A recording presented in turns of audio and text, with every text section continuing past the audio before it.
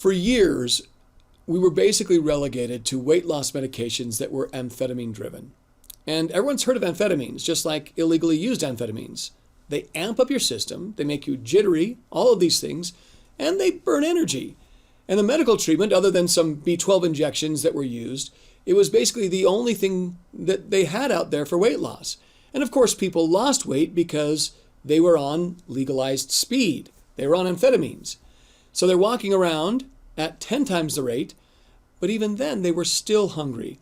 And the tragic thing is that when they stopped the medication, because of that, they gained it back quickly, and sometimes even more with a vengeance.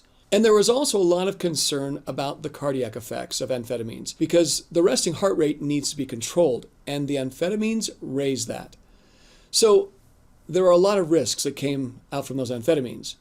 But still, in present day, there have still been the majority of physicians out there in the general public using those amphetamines as a weight loss medication that just doesn't work.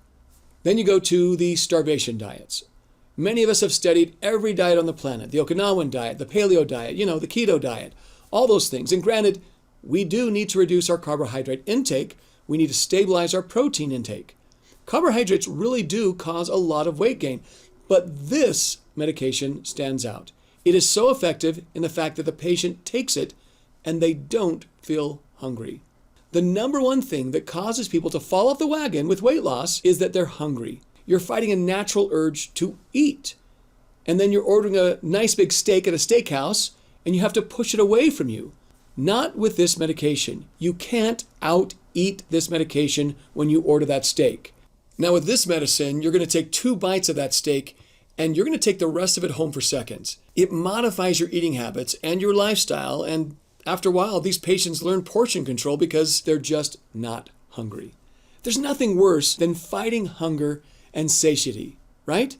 We've been there. This will limit it. That's what makes it so great. There are people out there who had a gastric bypass surgery 15 years ago, gained the weight back, and they're on this now, and they're losing more weight. It's documented. They've lost more weight on this medicine than they lost from gastric bypass surgery. Now that's incredible.